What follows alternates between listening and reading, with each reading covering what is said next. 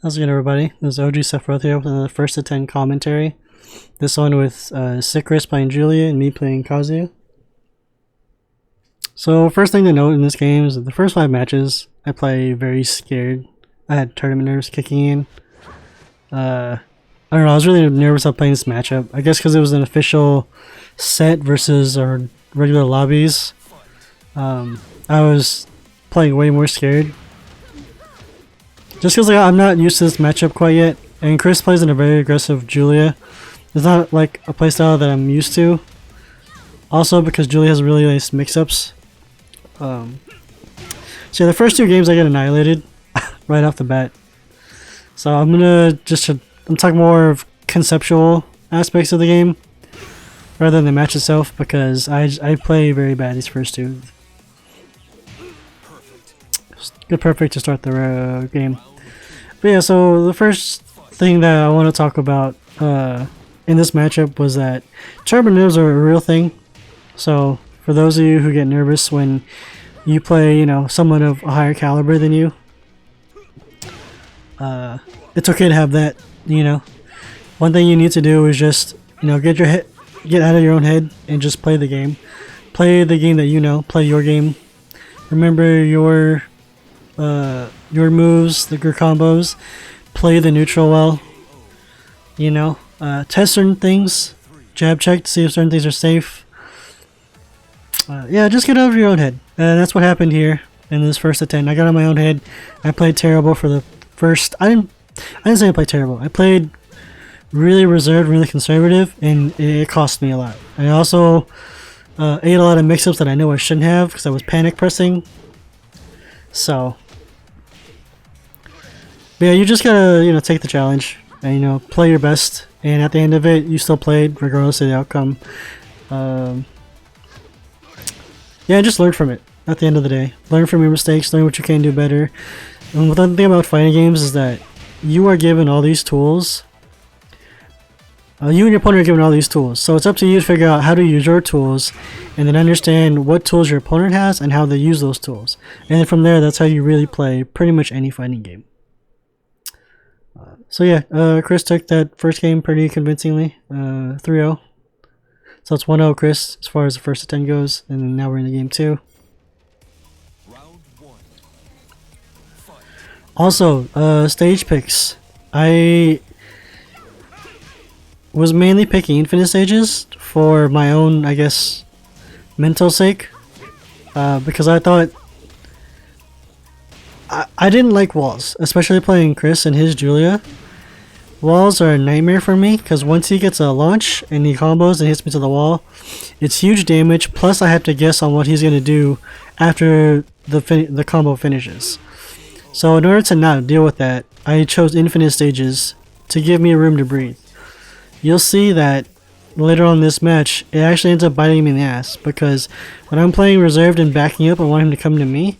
When it's time for my turn to do that, he can retreat to safety. And so that really ends up hurting me in the match later on. And you'll see that. And something that I learned to not pick infinite stages for, my own safety reasons, but just play the game instead of worrying about that. Because if you can play the game, play the matchup really well, you really don't need to worry about the stage or the environment, whether it be walls, balcony breaks, wall breaks, floor breaks, all of that stuff. It comes down to you just playing. Everything else is a bonus. So the infinite stages were just a mental pick for me. But again, they do hurt me more than help me at the end. A nice combo here. I need to recognize when a combo will not connect all the way as far as wall combos. I was doing a down forward 1-4 on the wall, thinking that it would hit, but it doesn't. So yeah. So Chris takes game 2. Moving on to game 3. Again, Chris played really well here, so I just played really poorly.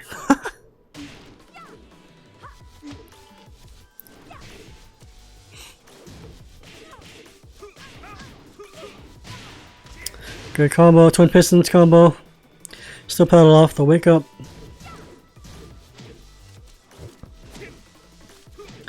Also, that charging move where he Julia leads with a fist, that's a high. So you can duck that. Typically what he'll do is at ranges 0 to 1, well, I guess 1 or 2. He'll check you with the mid, like that, and then he'll go for it. I don't know if it's delayable or confirmable, but he just kind of does it.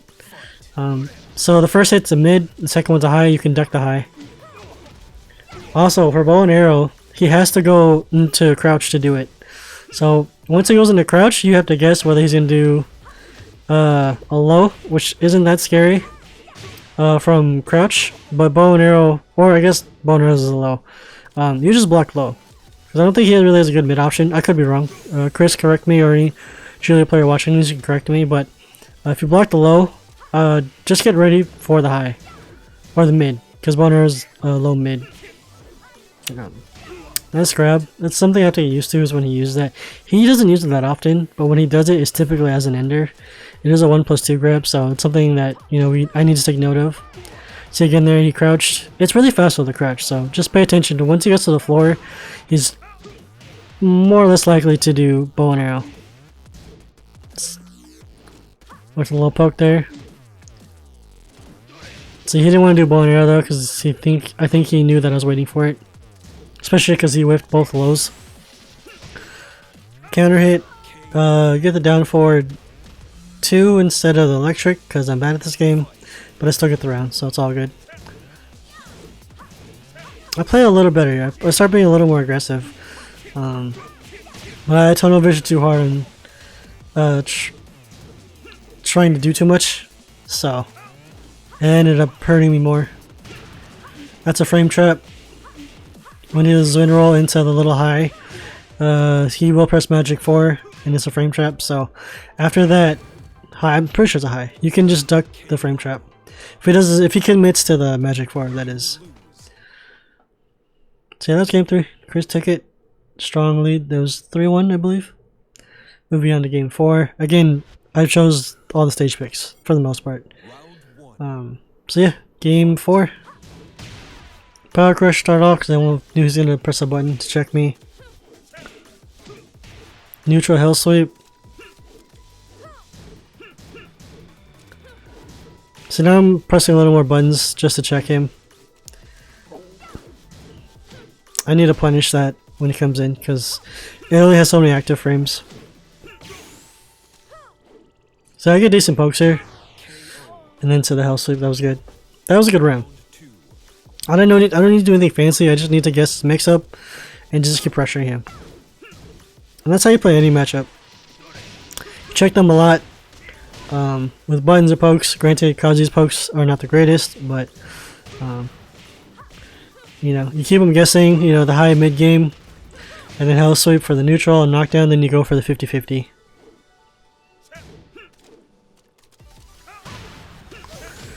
Counter hit there, but I pressed down forward 4-4 instead of doing actual combo. See, wind roll into that. I believe it's a high into the magic 4. Cost me that round. Because he's safe if not neutral on it, so. Nice Hell Sweep. There you go, that was a good punish off the sidestep. Drop the electric, or drop the combo there. Again, my terminators were kicked in up until game 5, so. After that I wouldn't say I turned it on, but I played way better than I was playing here. He didn't do the frame trap there. That's safe. Nice punish. No combo. I get twin pistons here, which is fortunate. I don't know why they didn't kill. That's so random, but typically that would kill. But it is what it is. Good round. 2-1 in game 4. Nice.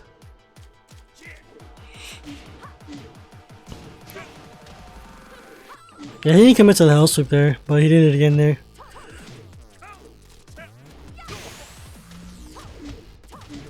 Toe kick pickup. That's what the captain does. Should be dead here. Yep. Nice round.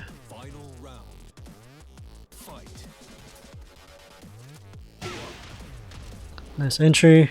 I'm just gonna call it the entry because it's what he does to close the gap. See, magic 4 again there. That's the frame trap that I kept getting caught by. I had a lot of damage off of it. That's almost 50%.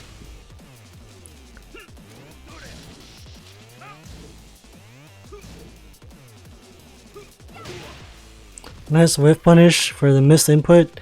I meant to wave dash there, but ended up not doing that. I also think I meant to just do down forward 1. Because down forward 1 is confirmable to a bunch of different options. But I whiffed it and he punished me for it. So yeah, Chris took that 4-0. Game 5 now. Again, infinite stages. Or infinite stage, rather.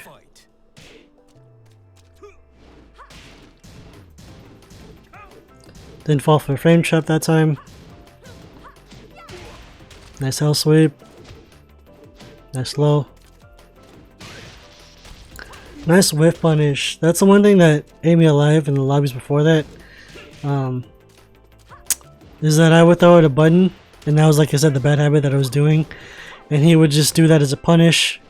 It crumples, and then he gets a full combo off of it. Yep. Mid to the high. Again, you can duck that. Nice. Good finish to the round. Mid low. Bow and arrow. Again, when he goes low and crouches, you gotta watch the bow and arrow. See that whiff punish? Into this combo. He drops it, but he usually gets good damage off the combo.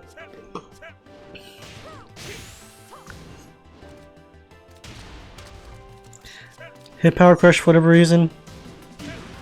See? Frame trap got me a lot in this matchup. Round 3. Fight.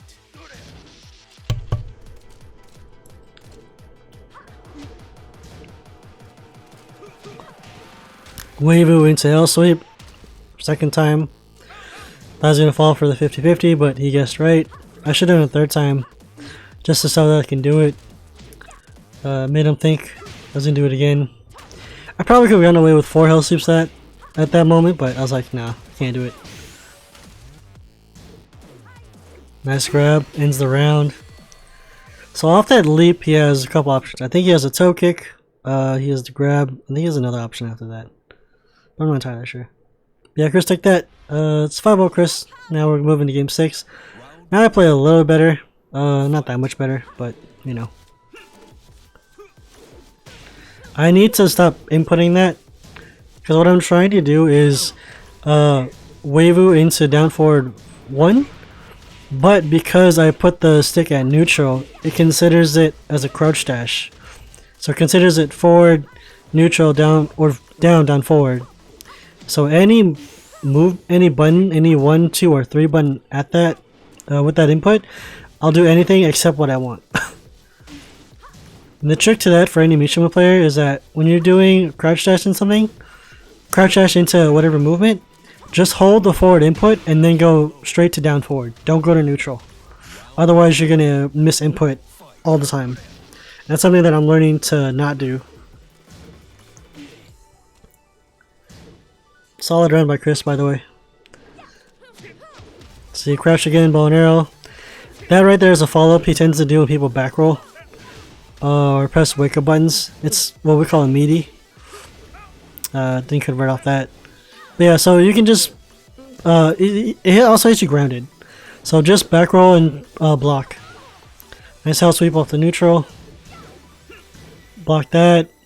I don't know how minus it is yet, because I'm still learning it. Good pickup. Combo. And what's for breakfast here? It's the low.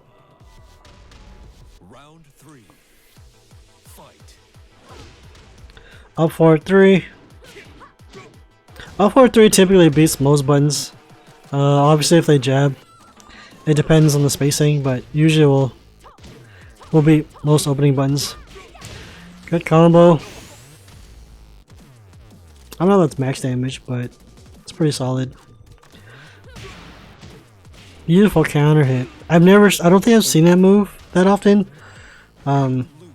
I don't even think I saw it in the match. I was just trying to wave it in. Yes, Chris took that 6-0. Game 7 now. Here I come. Round 1. Fight. So here's where I play a little more aggressive. Counter hit. No combo there because I'm bad. I don't know what he did there, but I got the all rising too. I should not commit to the full twin pistons because minus 12 on block. So if he blocks the first one, don't commit to the second one. First one is safe. KO. Nice down forward 2 off the backdash. Fight. Nice sidestep to avoid the power crush because I've done it too many times.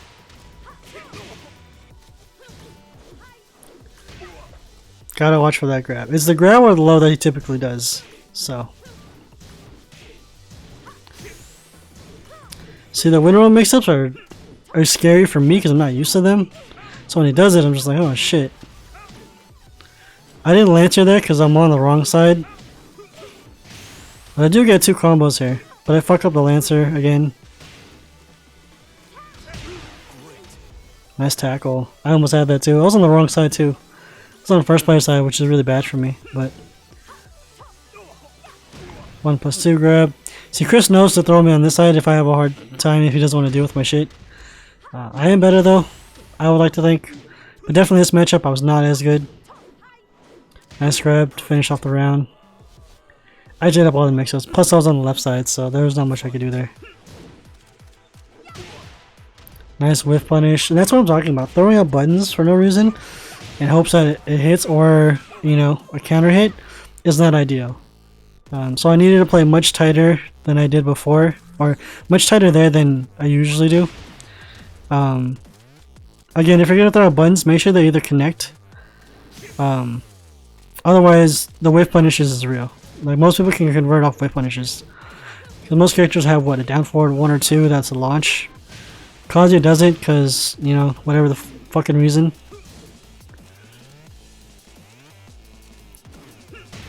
See, I play a little more aggressive here. I'm out of my own head. And so I'm like, alright, now I can, you know, play better for the most part. I meant to Waivu more into that Hell Sweep, and I didn't. And he blue stepped as a punish, which is really good. But, you know, it is what it is. So yeah, Chris, 7-0. Now we're on to game 8. It's funny, and I don't know if you guys saw that at the character screen, but I meant to pick random because like I knew the infinite stage wasn't working for me, so I was like, alright, fuck it, let's just play normally. Like I'm not in my head anymore, so let's just play the game. And I hit random for stage select, and I got the infinite stage anyways. So yeah, I told Chris about it post match. It's pretty funny. See, that's what you have to do there. Off the win roll into that high, I believe it's a high. He'll try to frame check you with the magic 4, and then that's when I ducked. I didn't get much off of it. He did a couple times there. I didn't realize that. I was like, alright, you're just doing that too many times. He's doing the mid. She thought I was going to duck again. Counter hit, but nothing off the counter hit. See, I'm more comfortable here now. I'm being more button half. That was a missed input. I don't know what the fuck happened there. I think I was trying to wave dash. I was trying to wave dash, and then I hit up on accident. That's a punish. Twin pistons. I meant to Lancer there, or Waivu, but I didn't.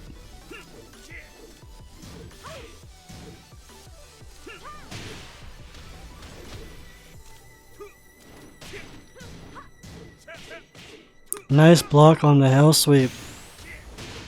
So you can, as you can see, I'm playing way more comfortable now. I'm not scared out of my mind.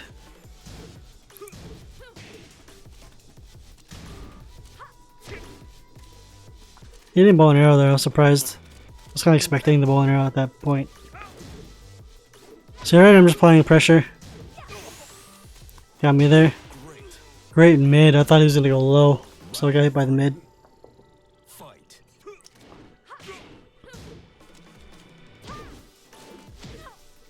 That's supposed to be a Waivu, but it wasn't, so.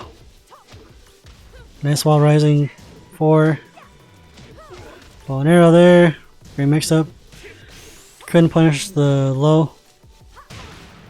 I guessed really well there on that series. Because that's Chris's mix-up. The win roll mix-ups are really strong. At least against me.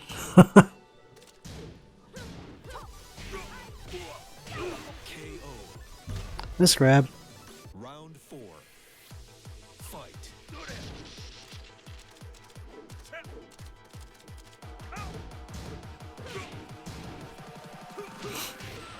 Neutral hell sweep. I should still pedal there because I know the playgroup knows to stay grounded now after a hell sweep. So I need to still pedal more just to check them on that. Still pedal does track. Nice launch to the combo. He drops it there, fortunately, but he still gets the grab there, which is good. So yeah, now it's 8-0 Chris. We're in game 9 now. So yeah, after I felt more comfortable, I just said, "Fuck it, we'll just keep playing stages, or we'll choose stages randomly." Because I realized that the infinites were not helping me. So I was like, "Fuck it, we'll just pick regular stages now, or random it." Good combo. I think he dropped it because he would think he wanted to go wall to wall, but good grab for the side switch. His low beat my hell sweep. He got the counter hit and got a launch off of it. Good stuff. Round 2. Fight.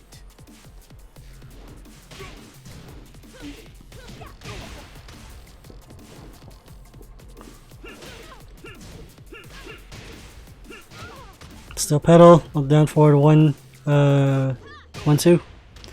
Nice whiff punish. That's the biggest thing that I've been trying to not do anymore.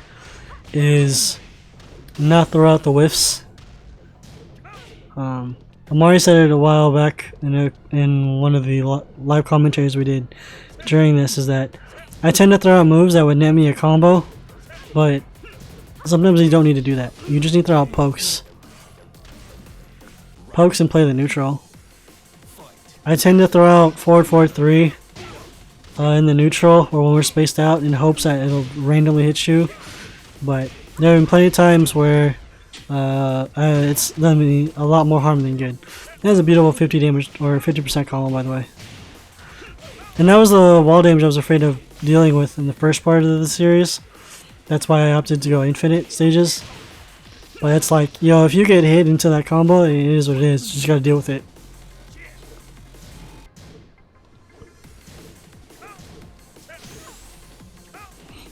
Good button checks by me.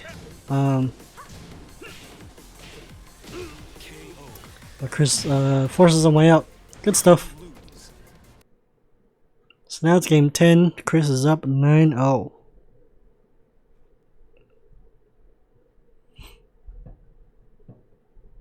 So as you may have guessed, I lost the series. I got 10-0.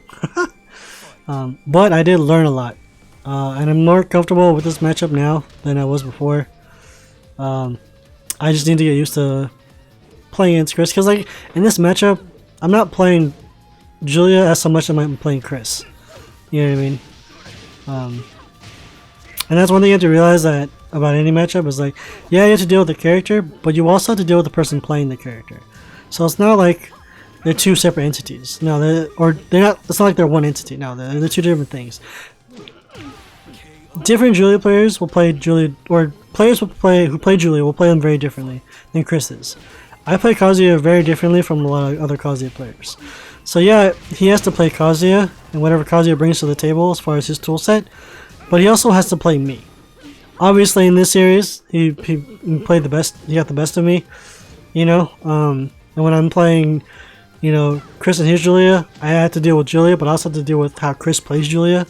So I just have to get used to playing him, you know, and with the way he plays Julia specifically.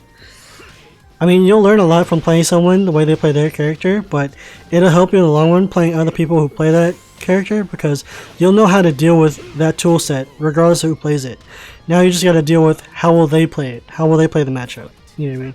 So once I learned how to properly fight Julia, and against Chris, going forward playing other Julias, I'll understand, you know, what moves they're gonna do for the most part, and how to deal with them through playing them. It's just a matter of, can I adjust to how they play this character specifically?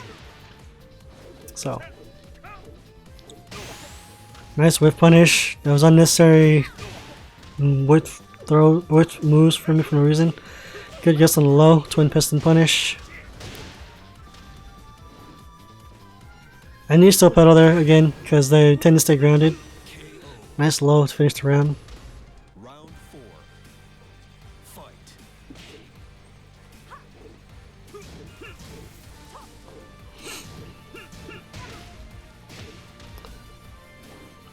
Got still pedal off the grounded move.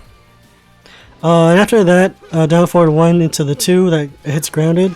Still pedal's guaranteed. Unless you just do it late. It's pretty much guaranteed.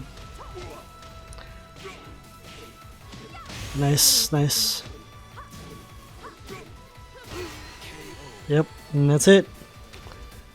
You lose. Thank you, spirits. So yeah, that was it. We're gonna go to the screen here. Pause it here for a little bit. So yeah, that was the first end with Chris. Chris and myself.